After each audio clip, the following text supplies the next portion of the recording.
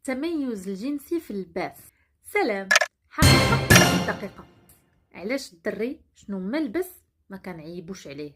البنت الا لبسات قصير خارجه الطريق، الا لبسات طويل معقده، الا لبسات سبور مرجله. علاش ما نفهموش باللي اللباس هو حريه شخصيه ما عند الحق حتى شي واحد يتدخل فيه، والمقياس ديال الوعي ولا ديال ديك المرأة ماشي هو بالمظهر الخارجي ديالها ولا شنو هو لابسه، بل شنو الشخصيه ديالها، كيفاش دايره ديك الانسانه، شنو الوعي ديالها، كيفاش كتفكر. خصنا نبدلو هاد المفاهيم الغلطه.